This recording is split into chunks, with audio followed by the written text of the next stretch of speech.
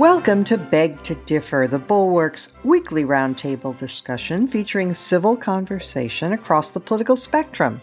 We range from center-left to center-right. I'm Mona Charen, syndicated columnist and policy editor at The Bulwark, and I'm joined by our regulars, Bill Galston of the Brookings Institution and the Wall Street Journal, Damon Linker, who writes the Substack newsletter Notes from the Middle Ground, and Linda Chavez of the Niskanen Center. Our special guest this week is David French. We are delighted to have David. He is lately of the Dispatch. Now he is a columnist for the New York Times, and people call columns must read. I recommend David's columns by saying it is sheer enjoyment to read his columns, okay? So how's that for a recommendation? All right. So I'm in good spirits this week because we averted default, among many other good things that are happening in the world. This is making me quite cheerful because all of the commenting world was worried that though we've had these perils of Pauline moments before and always managed to avert them at the last possible moment, we were worried that maybe this time, particularly with this crew of Republicans in the House, that maybe this time they really would go over the cliff. And instead, we have something like business as usual, something like normality in politics. So, David French, I'm going to start with you. One thing that comes out of this is the question, I think Semaphore put it very explicitly. They said, has Washington misjudged or underestimated, I think is the word they used, Kevin McCarthy? What do you think about that? Does he deserve a second look as somebody who has pulled something off here? Yes and no. I think the reality is, along with a lot of Republicans, is they did not go to Washington to be Trump's stooges. That is the last thing that they had on their mind when they were elected to be members of Congress, with the exception of some of the more recent, the Boeberts and the Marjorie Taylor Greens, who were elected to be purely Trumpist and MAGA. You have a large number of Republicans who are there who didn't want to be and didn't go to be just part of this reactionary populist movement. They actually want to govern. The problem is, as we've seen, and why it's one hand clapping instead of two hands clapping, is that when there is an actual rubber meets the road conflict between the MAGA demands and their own instincts towards governance, they've yielded again and again and again to MAGA demands. And so, it remains to be seen if there is a second Trump term, what kind of speaker is McCarthy? I suspect we would not like the answer very much at all. But this is a reminder that an awful lot of Republican members of Congress weren't elected for performative reasons. And when they have an opportunity to engage in non-performative governance, they'll take that opportunity. So, Damon Linker, what about, though, the view that was widespread that McCarthy was a hostage to the far right of his party, to the so-called Freedom Caucus, because they had extracted all of these concessions from him, and including that he could be removed at any time? Some of the members of the Freedom Caucus are shouting and claiming betrayal and so forth, but it doesn't look like McCarthy's really going to face a threat to his speakership, does it? Well, not with the margin that the bill passed the House. I mean, I was kind of shocked by how solidly this thing passed. A lot of Republicans went along with this, and you did have a really solid, strong showing on the kind of center-leaning side of both parties to just get this thing passed. And so given that, no, I don't really see the bomb throwers getting their way and exacting revenge against McCarthy for daring to make a deal with the Biden devil. The whole thing illustrates in a complicated way something that I wrote about on my Substack sort of recently about the way the Republican Party is not only fighting between extremists and more moderate folks with the Trumpist faction, if you will, increasingly powerful, but there's also a different dimension to it between ideological commitments and then non-ideological or tribalistic commitments. And the extremist faction, the didn't want this deal, and, some of them wouldn't have wanted any deal, who sort of wanted to go off the fiscal cliff, almost just to see how much damage they could do to Biden. Those folks are kind of divided between, you could say, Freedom Caucus dead-enders, people who are like Tea Party style radical libertarians who just want to starve the federal beast on anything and everything.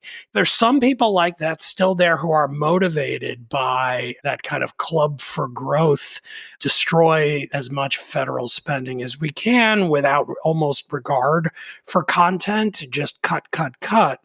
But then there are other people like Trump himself who are in favor of just sowing chaos. They're the ones who want to just go over the cliff just to see what happens and how much they can hurt Biden. Their attitude is, hey, Biden's at like 41% approval. If we do this and tank the economy, he might be down at like 36% in 6 months, and then we'll be in much better shape for the next election to really clean up. That's not an ideological concern. That's about trying to just win and gain as much power as ruthlessly and almost nihilistically as possible. And it's confusing because both of those types are both on that extremist fringe, but their motives are actually quite different. And what you saw, I think, in the final vote tally in the House is that, the party is also divided between those folks and then others who sort of are like, you know what?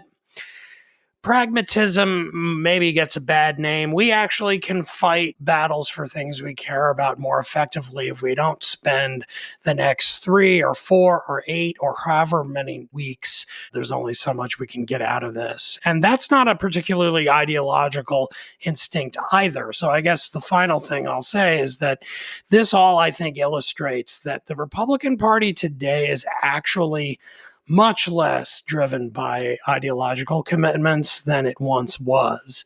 And that doesn't mean it's worse automatically or better, but clearly it's becoming something else, and we haven't seen its kind of final stage of development quite yet.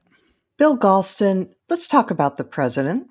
He was pretty clear-eyed, according to the press reports, about the danger to him if a default actually happened. He understood quite clearly that though Republicans might get blamed somewhat, it would still splash back on him because he's the president. And no matter what, presidents get blamed for bad outcomes. And so he approached these negotiations with that in mind, that any sort of deal pretty much would be a win for him. And then he got a much better deal than even he might have expected. And he instructed all of his aides and allies, don't boast. So what is your evaluation of this whole thing, and particularly of how Biden handled it? He's a political realist and a pretty good negotiator. Those are his strengths. He has beliefs, but he's not ideologically rigid as he tries to transmute those beliefs into actual policy. He is an experienced negotiator. I don't think it's any accident, comrades, that when there was negotiating to be done during the Obama administration, in the end, it was always Vice President Joe Biden who was sent to carry it out, in part because of his knowledge of the Senate, in part because he had the kind of temperament to do it. And Obama didn't, let's not forget. Well, yes, but the fact that Obama didn't necessarily mean that Joe Biden did. No, that's fair. Yeah, right. This kind of situation plays to his strengths. Another strength, I believe, is his instinctive opposition to the demonization of other individuals or of the other party. Now, I can't say he's always been pure as the driven snow in carrying out that belief, and he goes over the top sometimes and succumbs to temptation. But by and large, he has never regarded people on the other side of the table as per se illegitimate. And it's clear that he was eager from day one to send the message to Kevin McCarthy that he viewed McCarthy as a legitimate dialogue partner, whatever their disagreements, and that he was not going to use specific disagreements, even with hardline Republicans, as a shillelagh to beat Republican negotiators over the head with. I also have to say that McCarthy responded in kind by choosing serious people to head up the negotiation for the Republicans and by going out of his way to praise the president's negotiating team. So somehow the president's refusal to demonize the Republicans had the benign effect of inducing the Republicans not to try to demonize him and not to pick a hostile team just to make a political point. So a lot of Democrats have been bashing Biden for his allegedly old-fashioned and obsolete views about the possibility of discussions across party lines. I would say that if you take what happened legislatively last year and combine it with the outcome of the debt ceiling talks, maybe it's time for those critical Democrats to re-examine their criticism. Linda, to pick up on Damon's point about ideology and what people believe, the extremist burn it all down wing of the Republican Party doesn't, it seems to me, you could argue, does not so much have ideological beliefs as it has a mood. And the mood is aggression, anger, let's play upon feelings of betrayal. And in fact, the word betrayal has already been used by Chip Roy in an interview with Glenn Beck. And you had a number of the hardcore Freedom Caucus types, and they are probably going to go back to the Steve Bannon show and whatever and promote the idea that now Kevin McCarthy is the dreaded establishment, etc. But doesn't it feel to you, I don't know, maybe you disagree, but it feels to me as if this was a real setback for that brand of politics for the Republicans. Kevin McCarthy transcended them. Yeah, and too optimistic? Yeah, absolutely. No, not too optimistic. And in fact, the genuine look of joy on Kevin McCarthy's face as he emerged was something to behold. I mean, he was clearly really pleased at this victory. And I do think he deserves credit in being willing to sit down, being willing to appoint people who were competent to be part of the negotiating team. And it wasn't just the president's team that was competent. I think there was competence on the part of the Republicans. He didn't put bomb throwers on the team who would be there just to disrupt it. And one of the things that I think we forget is that people who want and aspire to leadership in either house of Congress are generally people who want to get things done. And Kevin McCarthy is going to become the face of the apostate, the person who has rejected the faithful base when it comes time to talking on the Steve Bannon show. It's much the same role that Mitch McConnell assumed in the United States Senate. Mitch McConnell was the guy that got through and totally transformed the judiciary of the United States and moved it to the right, much to the liking of the Bannonites and others, but he's given no credit for it. And I suspect that Kevin McCarthy is going to become a target of the far right. But I also think it's important to look at what happened within the Democratic caucus. I mean, you had, 46 members of the Progressive Caucus who voted no on the bill, led by Pramila Jayapal. Alexandria Ocasio-Cortez was not far behind.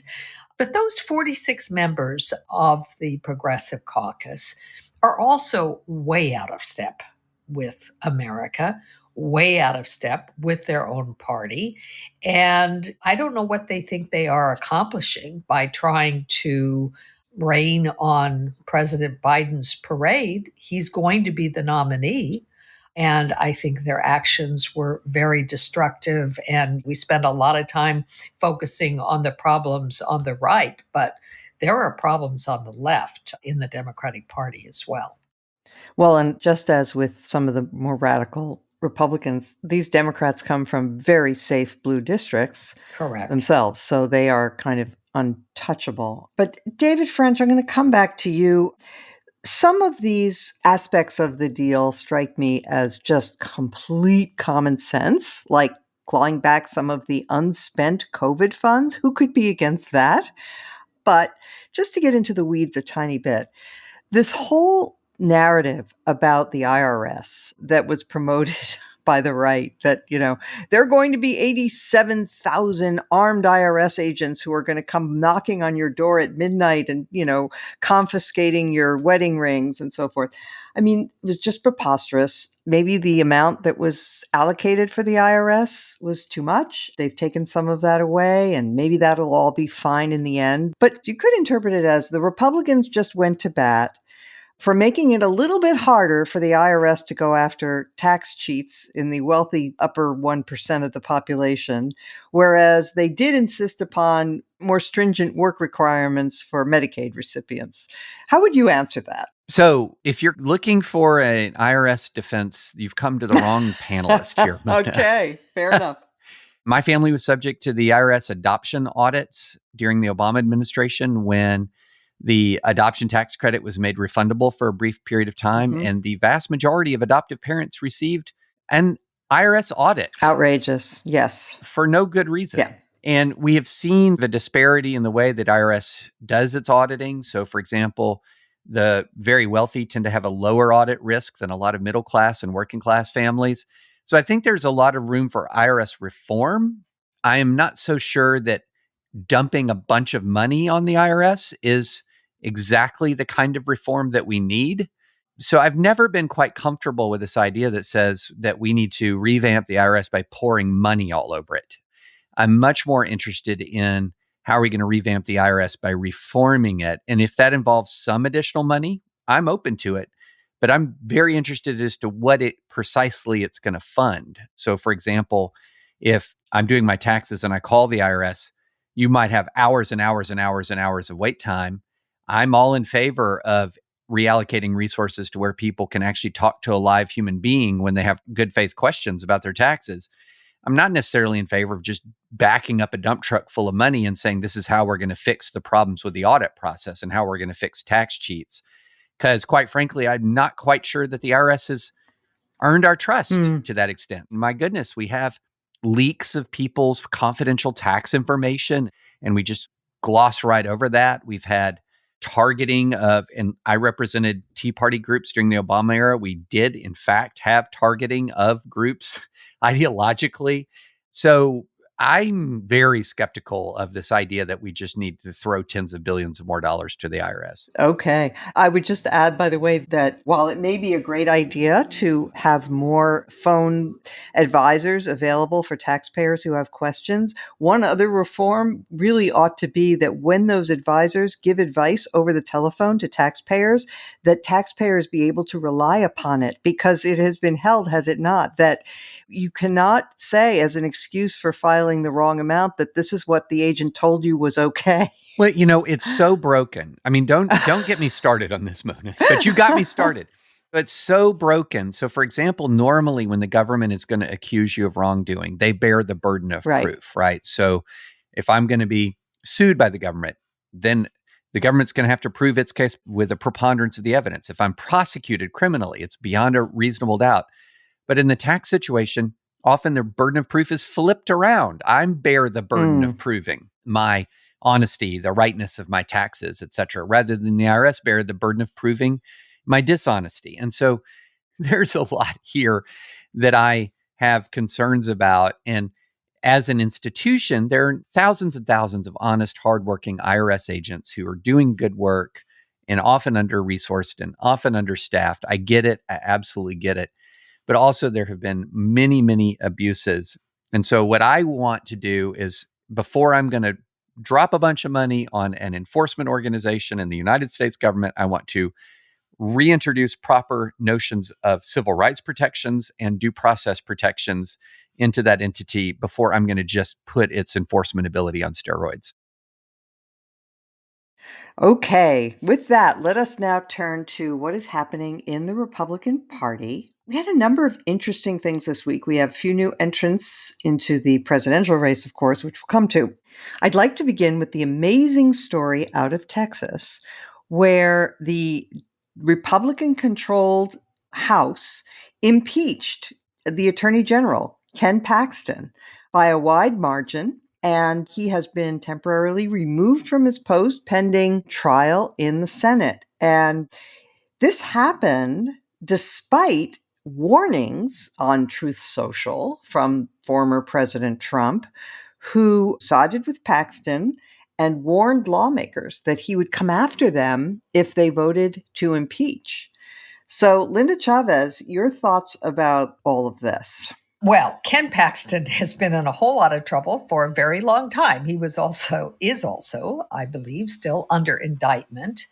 And everything he's been accused of sounds very much like just plain old-fashioned vanilla corruption, bribery, and malfeasance in office. And I think it's rather amazing that his colleagues in the legislature impeached him at the expense of offending Donald Trump and Senator Ted Cruz, who also came to Paxton's defense. But it is a good sign. I mean, it does suggest that there are some things that go too far, even for the MAGA Republicans. And certainly the legislature in Texas is filled with such creatures. Of course, it's the House that impeaches, and the Senate will have to actually try him. And there is a wrinkle in that. Ken Paxton is married to a sitting Texas senator.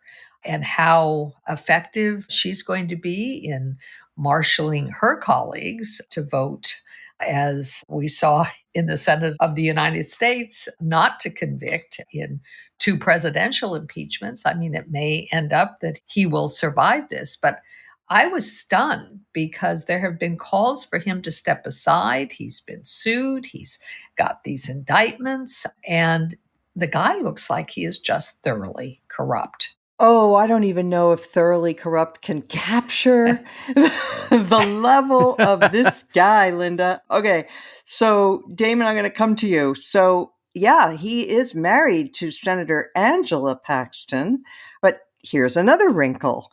Most of the accusations against him concern misusing his office and his power on behalf of a big donor who is a local real estate developer named Nate Paul, who has a history of bankruptcies and lawsuits and all kinds of problems.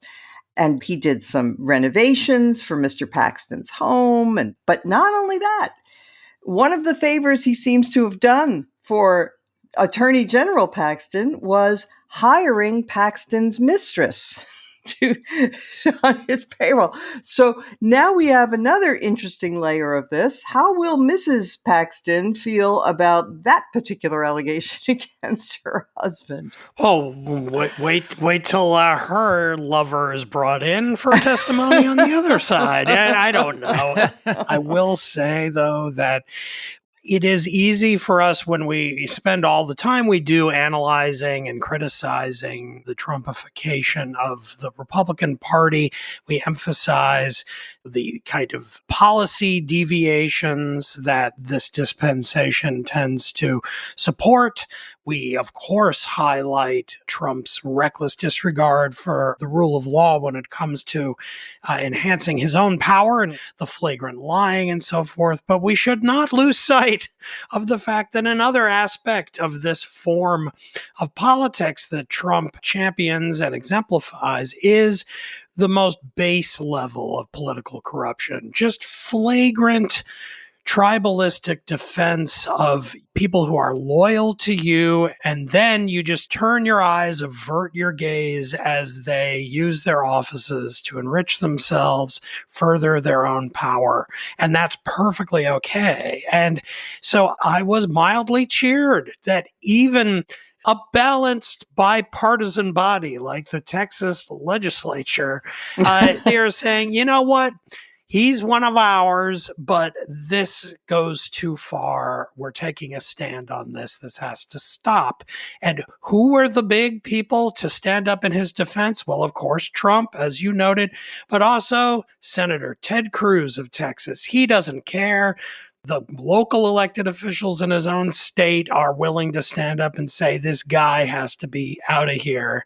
But Ted Cruz will rise to his defense. And that's very Cruz of him. He doesn't seem to be very interested in actually being a senator anymore. He cares more, it seems, about launching zingers into the political system and having a podcast. So, we see yet another vision of the two Republican parties here. I do think it is a modestly cheering fact that Texas Republicans still will find certain forms of egregious corruption, even by their own tribe, to be just too much and take a stand against it. And that is a cause for hope, because if we're going to pull back from the brink in this country and from the Republican Party's brink of kind of becoming ever more sleazy, part of it is going to require the awareness that, wow, sometimes that which advances the power of my own side is not okay.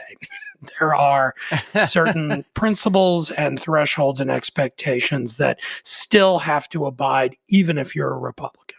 David, one of the effects of having someone so corrupt as Trump be the party standard bearer is that when it's clear that you can get away with anything as long as you're a loyalist, it attracts the lowest common criminals to your cause because they have an interest in that get out of jail free card, and you circle the drain pretty quickly. One of the things that happened here is that some of these members of the Texas House, up until now, they'd been willing to look the other way, but Paxton was sued by some former employees, and there was a fine of $3 million or something. And what Paxton was demanding was that the legislature pay his personal fine.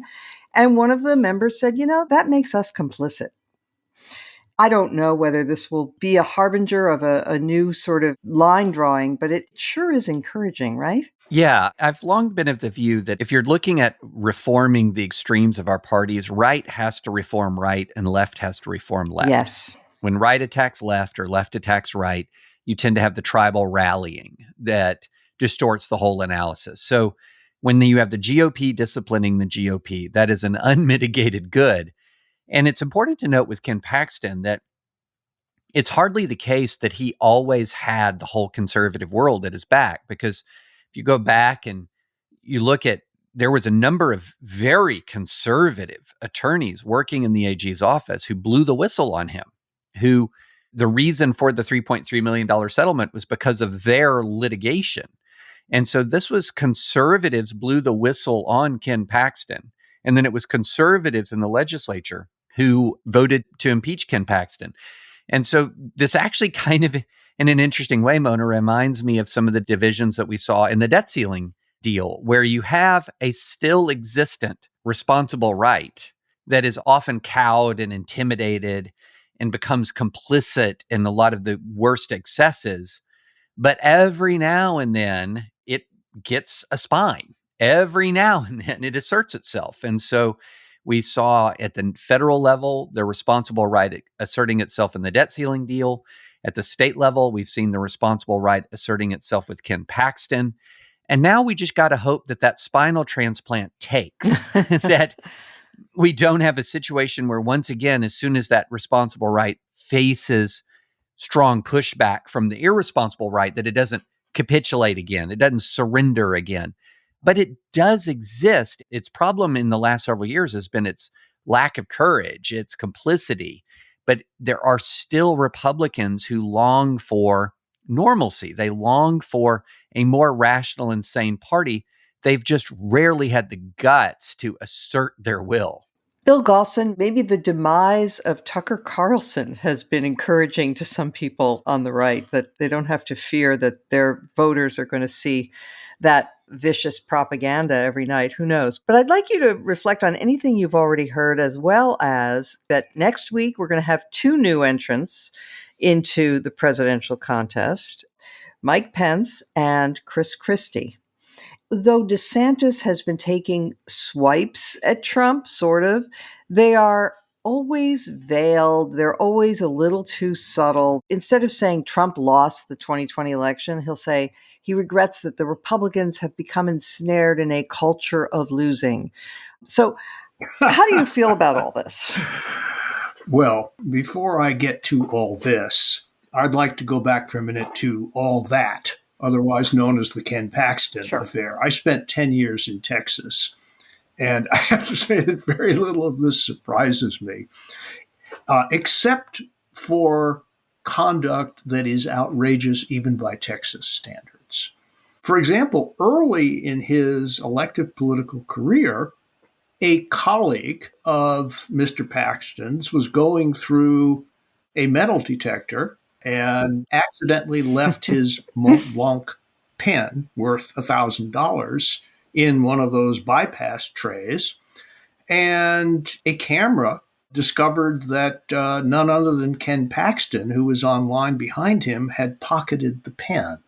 And the guy was desperate to recover it, but not until the operators of the camera, made it clear to Paxton that they knew and he'd better return the pen. Did he? Yeah, he claimed it was an honest mistake. He thought it was his, blah, blah, blah. Right.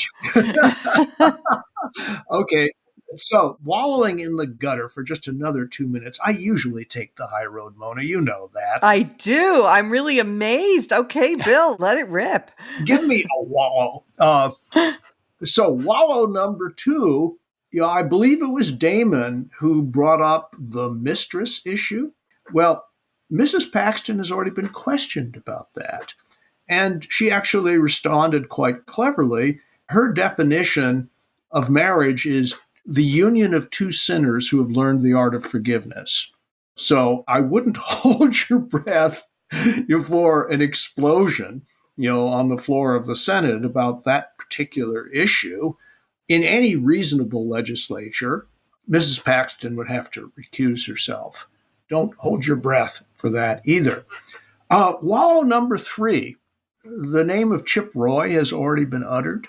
And a little known fact about Roy's career was that he was actually fired by Ken Paxton. And the story behind that is very amusing, but it would take too long to lay out all of the details. But to repeat, even by Texas standards, Mr. Paxton is over the top. Now, turning to the question you posed, as opposed to the answer that I inflicted on you, Mona, I think that the entrance of Chris Christie into the race is potentially a really big deal. I don't know whether it's literally true that Chris Christie has just strapped on a suicide vest so he can blow up Trump along with himself. He may actually believe that he has a serious chance for the nomination. But one thing is clear. He has the guts, the intelligence, and the motive to take it to Donald Trump the way nobody else in the race can or will. And it's going to be very interesting to see what happens, when Donald Trump is subjected to the kind of frank, brutal criticism that he has not really heard before from a contender for the nomination. And a lot is going to depend on how much Trump takes the bait, because Christie, I think, is very good at the takedown game. He already demonstrated that by, as I recall, being the agent of Marco Rubio's demise in 2016. And I am rooting for him to do what he has promised that he will, and I think he will do it. I think that Pence's entrance into the race, by contrast, is sort of a non-event. I can't think of anybody in the race who's less likely to get the nomination at this point, because on the one hand, nobody who really supports Donald Trump will give him the time of day. But on the other hand, the anti-Trump forces, I think, will have all sorts of more attractive options to select from. So you put it all together, and I think in a way it's sad. But Mr. Pence had all sorts of opportunities to separate himself from the president long before he did. And you can regard this as a kind of justice. There is, if I understand correctly, a third Republican who's poised to enter the race, Doug Burgum, the two-term governor of North Dakota, who actually has a very interesting story as a highly successful entrepreneur, started a software company in Fargo, North Dakota, to the incredulity of everybody. The Silicon Valley people are still scratching their heads. Yeah, I know. But meanwhile, he laughed all the way to the bank with $1 billion check. And he's founded 2 other highly successful companies since then, before becoming the governor of North Dakota. He may be a kind of sleeper. He's a traditional Republican. I'm not sure how much of a market there is for traditional Republicanism, but I think he will articulate that creed as well as anybody. David French, I just would love to hear you on the subject of Chris Christie. Chris Christie is there something less than no chance? But he is a guided missile. And the question is, who is he aimed at? Mm-hmm. He was a guided missile who demolished Marco Rubio, as we remember. He appears to be a guided missile aimed at Donald Trump this time. And if that's the case, if he is a guided missile aimed at Donald Trump, he's got some real uses here, that if he will actually say things out loud that Republican primary voters either never or rarely hear, because this is really important to highlight for folks, is Republican primary voters do not live in your information environment. If you are listening to this podcast, you are not in the information flow of the typical Republican primary voter. And so there's a chance that Chris Christie will have an opportunity to say things that a lot of primary voters just don't hear, haven't heard, aren't aware of, and may have a chance to chip away somewhat. But if Christie becomes a guided missile aimed at another candidate while leaving Trump untouched the way he did in 2016, which I don't think will happen, but is possible, then he could be a wholly destructive force. But one of the things we just have to keep reminding ourselves is there is a whole universe of knowledge about Trump that exists in part of the country that does not exist with Trump's voters. Now, not all of Trump's voters, but with many of Trump's voters. They live in a completely different information environment. And whoever can penetrate through that or can expose them to information that they've not seen, I think that can be a net benefit, but we'll see. All right. With that, I would like to turn to the topic that is dominating conversations around the country, namely the threat from artificial intelligence. We have seen lots of headlines over the last several weeks. Leading researchers and developers of AI are warning that it should be regulated and that it is potentially dangerous, with some going even so far as to say that it represents a risk of extinction of the human race. So here's what the statement, something by the Center for AI Safety, to which belong a number of leading developers of AI. They said mitigating the risk of extinction from AI should be a global priority alongside other societal scale risks such as pandemics and nuclear war. So, Bill Galston, I'm going to turn to you first. Is this hysterical or is it reasonable? What do you think? The sad fact, Mona, is that people like us just don't know. Mm-hmm. The Congress of the United States doesn't know. Many experts are alarmed, but other experts are less alarmed.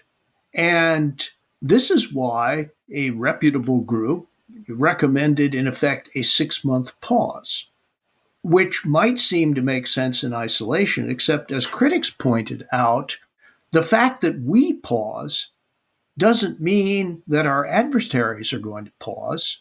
And AI has many potential military uses.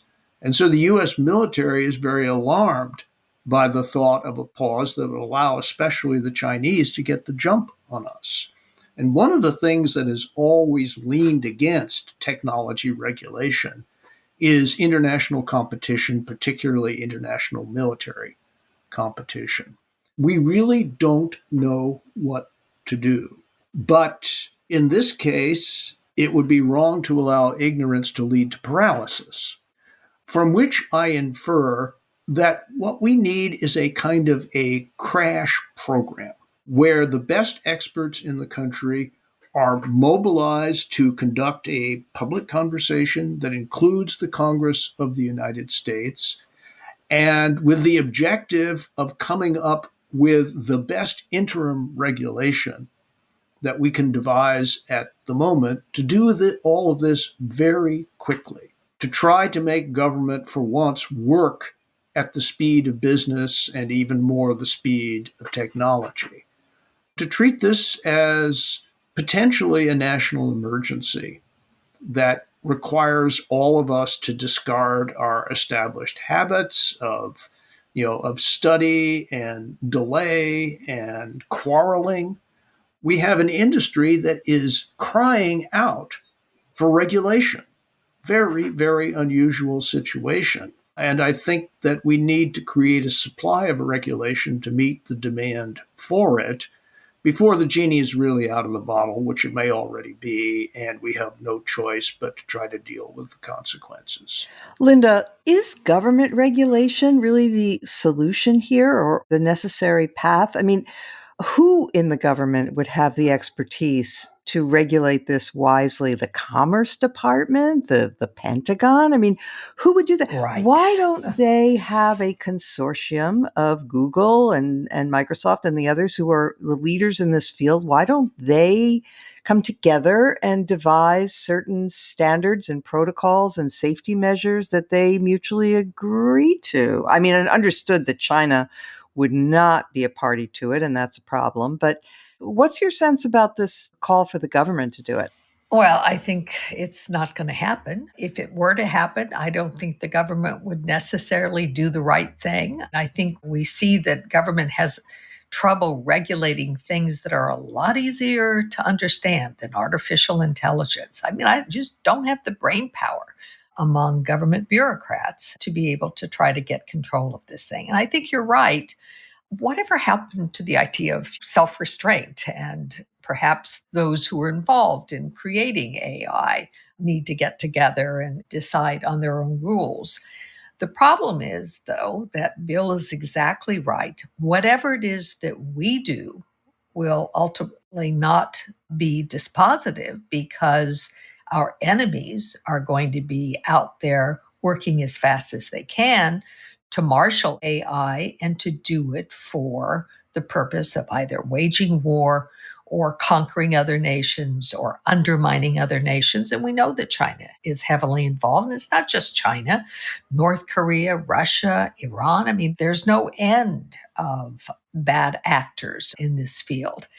I don't know that I think we are yet on the brink of existential fate here, where we're all going to basically be killed off by machines that we have created. That worries me a lot less than some of the more mundane, quotidian kind of use of artificial intelligence that we see all around us. There was a fascinating piece in the New York Times this week.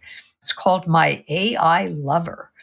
And it was about women primarily who develop relationships with a smartphone app called Replica, and what happens to these women, how they get basically seduced by these machines and begin these relationships. What I worry about is the way society is being undermined by artificial intelligence, by our relationships with machines as opposed to each other.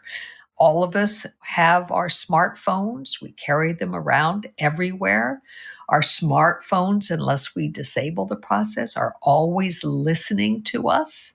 I'm sure I'm not the first person to notice that I'll have a conversation with one of my grandkids or my husband, and suddenly I start seeing ads that are in some way related to what we've been discussing popping up in my various feeds. So the way in which we have had technology really wreak unbelievable changes in social interaction, in our relationships, within our family, within friends, within our communities. That already is, I think, something to worry about. We had the CDC come out and talk about how harmful social media was for young people, young girls in particular. But it's not just the idea that these machines are going to create weapons that are going to destroy us and destroy mankind. It's also the more ordinary ways in which we've allowed technology to take over our lives. So that's my sort of pessimistic view.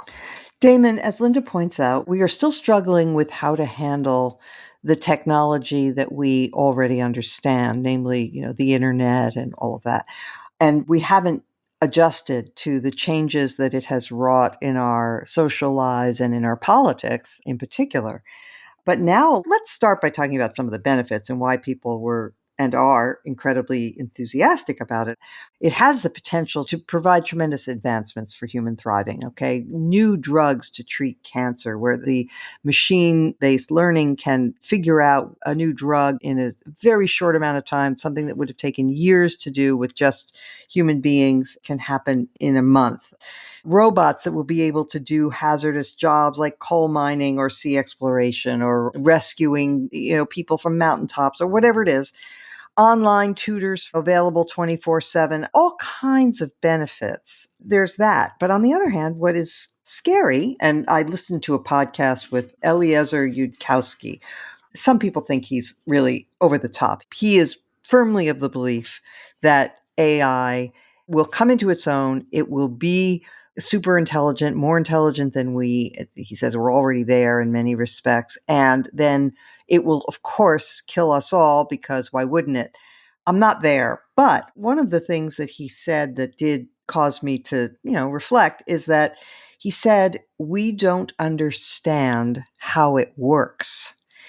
And that is something that should give us all pause, right? Well, sure. I'm all in favor of being given pause about things, and I don't understand enough about it to even grasp what it is people are talking about when they say this is going to destroy the world. Like, concretely, what is the chain of events that they are worried is going to happen, that an AI is going to become conscious and have goal-directed thinking and activity and deliberately kind of launch all the nukes on the planet at the same time and destroy everything? If that could happen, that would explain how we get to the destruction of the world. Okay, so one thing they point out is that AI has already learned to be deceptive in the pursuit of certain goals. So, the little CAPTCHA thing that, says that you're really not a robot, you're a human. Well, it's learned how to be deceptive and get around that and lie and say, I am human. So, yeah, I mean, I get that. Again, it's still a computer. I don't know. It just doesn't make sense to me that, I mean, Dame. I know David likes, Marvel movies and Battlestar Galactica and things. And so, like, it's easy to come up with scenarios where the great computer does us all in. But I'm talking about the real world, and I don't see any evidence yet of anything that is. You talk about the need for regulation or a consortium of the companies themselves to do this. And I totally agree that if this isn't global and somehow policed, then it's meaningless. I mean, it would be the equivalent of in 1943, us deciding, no, the atom bomb is too dangerous. We refrain from building it. And then, of course, Hitler or Stalin would have built it within the next year or two. And that wouldn't have made the world any less dangerous. So I don't know what the solution is, other than light bulb goes off. How about a really powerful off switch? If this is a computer mind, then you need to create ways to, if it seems to be becoming dangerous, you flick a switch and it no longer is networked to things that it can actually create great havoc with. I mean, if I want to launch a nuclear weapon from my home computer, I can't do it because I can't figure out how to get in to the whatever it is, the mainframe, if those even exist anymore, whatever it would be called. Like, where are the nuclear codes launched from? Could I get to them from my laptop? I bet not. I hope not. If so, then I guess if I were an AI, I'd be smart enough to figure it out and do that. But I'm not sure, why would we allow it access to something that could destroy us? I don't know. I might be the only person here on this podcast who looks at TikTok. It is true. And I don't do it for the sake of like advancing the Chinese. But I do look at TikTok, and I've discovered that there is a kind of subset of people on TikTok who are already using ChatGPT to do incredible amounts of efficient corporate work and making a lot of money doing it already. So kind of like corporate marketing, and all you do is have to come up with a really good like paragraph length prompt for Chat GPT and say, I'm going to give you the name of a company. I want you to research that company, figure out its client base, all the products it uses, how best to market them, and come up with a business plan for great marketing success. And it will spit out something that you as an individual freelancer working in marketing would take you like a month to come up with. Or it less, will come up with in 5 minutes. And you can give it to that company and they will pay you for the month's work. If you're very efficient at this and have the right connections, you can turn this into a way to make like $100,000 a month. Already, this has all been less than 6 months since this has been available. You know, we talk a lot about how populism has arisen from out of the dislocation of the kind of industrial base of the working class by putting people out of work and factory towns and so forth. This has the potential, I think, to be dislocating to white collar work in a similar way. And we have no recent experience of something that traumatizing to the workforce. If a corporation could get by with 10% of its workforce because you only have 10% of the people doing 110% of the productivity that all those old employees used to do, that is an astonishing shift, and it could happen very, very quickly. So I worry more about that and its political, social, cultural consequences than I do like a war game scenario where the evil AI destroys us all. David French, a couple prompts for you. One is that, there's that famous example about automated teller machines. Rather than putting bank employees out of work, actually created more job opportunities for bank employees, and banks actually hired more people, not fewer, even though it was feared that this would result in job loss. That's also a possibility. But this idea of machines becoming sentient is as old as science fiction, I guess. This famous scene in 2001: A Space Odyssey is sort of typical, where it's, the character is trying to go up and disassemble or disable, rather, HAL, the computer, which, by the way, is the letters next to IBM. But anyway, he's trying to disable HAL, and HAL, the computer, says, I wouldn't do that, Dave.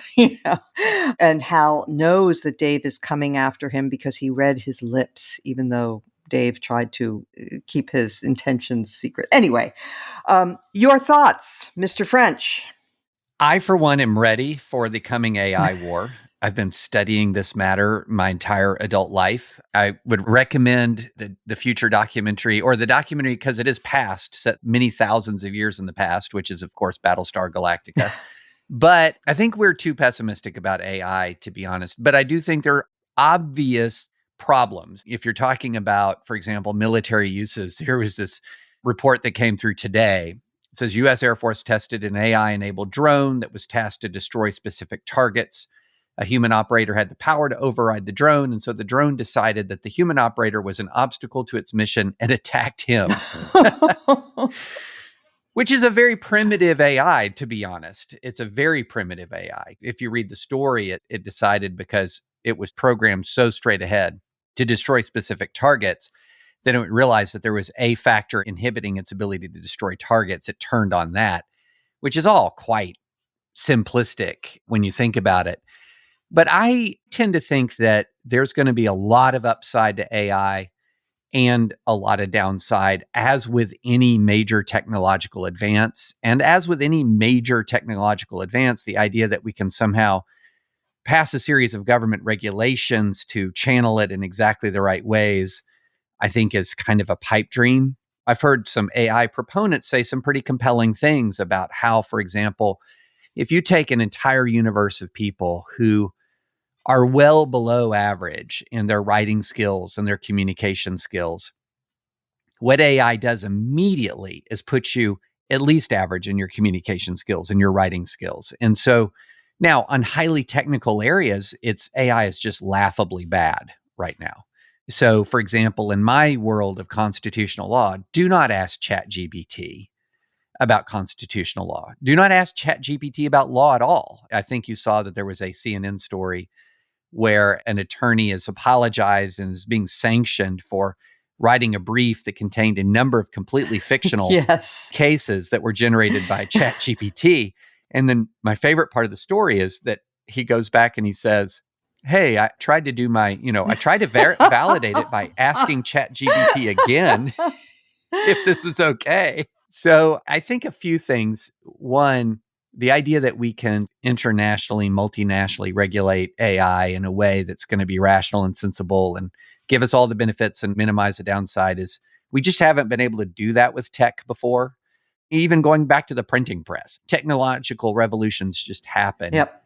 B, I do think there are real dangers to it, but also C, I don't think we've been talking enough about the upsides. It's going to make an awful lot of people a lot better at their jobs. And when the AI is better, you're going to see a lot of the normal churn of human mistakes that we all make just by being human begin to be smoothed out in some pretty important and critical areas. So I think there's a lot of upside to AI. I think that downsides are obvious. Everyone's talking about them, and I don't think we should minimize them. But I think if it's possible, we might be minimizing the upsides. I think there are real considerable upsides to it. But I'm ready if it goes bad. I'm absolutely ready. All right. Very good. Thank you all. And of course, we'll continue to watch this. And no doubt it will continue to watch us. And with that, let us turn to our final segment, highlight or lowlight of the week. I will start with you, Bill Galston.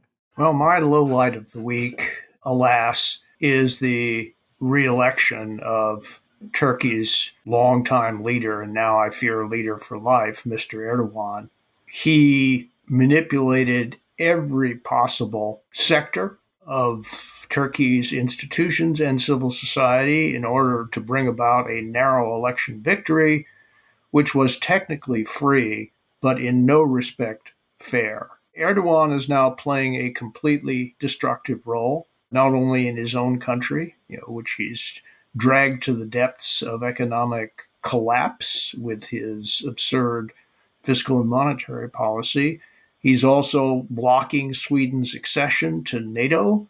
He is enabling the Russians in various ways, while at the same time holding his hand out to the United States for additional high-tech weapons. I don't know what to do about him. The Turkish people have been unable to get rid of him despite valiant attempts, not once but twice in recent years. But he is a permanent and growing problem. It's going to get worse if he stops cooperating with Europe on the refugee crisis, which he could anytime he wants, throwing Europe back into turmoil at the very worst possible time. So his re-election by about 4 points is really bad news for us and for the world, in my opinion. Okay, thank you. Linda Chavez. Well, that's depressing. Maybe we can just hope he's old and he will pass on from this earth at some point, Bill. I'm going to point to another low light, and that was a matter that came up before a district court in Texas. We've talked many times on the program about the fate of DACA. These are the young people who were brought to the United States by their parents illegally, who were given legal status, allowed to work, go to school, etc. During the Obama years, there have been lots of efforts on the part mostly of Republican governors and attorneys general in various states to try to overturn the DACA program. It's gone all the way up to the Supreme Court, back down to the appeals court, and this week it was back in the district court with the original judge who ruled it illegal, ruling that the president, that time Obama, had not gone through the proper administrative steps to be able to give these young people legal status. Well, that case, which again went back up to the appeals court, but then was pushed back down after the Biden administration tried to satisfy the requirements of actually issuing rules and regulations on the DACA program. It was back in court this week. We don't know how it's going to come out. It could come out any day, but everybody believes that Andrew Hannon, the judge in that case, who has been very hostile to DACA recipients, is likely to rule that the Biden administration did not solve the problem. And then we will have some 800,000 young people, many of them in the military, serving in jobs, in school, going on about their lives.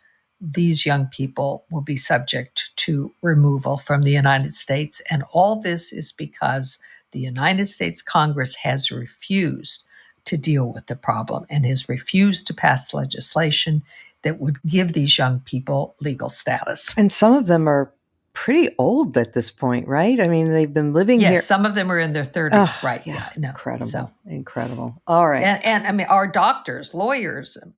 Yeah, teachers, and all the rest, yeah. Okay, Damon Linker. Carlos Lozada was the longtime Washington Post book critic. I think did a really fabulous job there. He's now at the New York Times, where he writes occasional opinion columns that are basically kind of synoptic book reviews. He often takes a theme and talks about several books, some of them new, some of them older, and builds it out into a lengthy opinion column.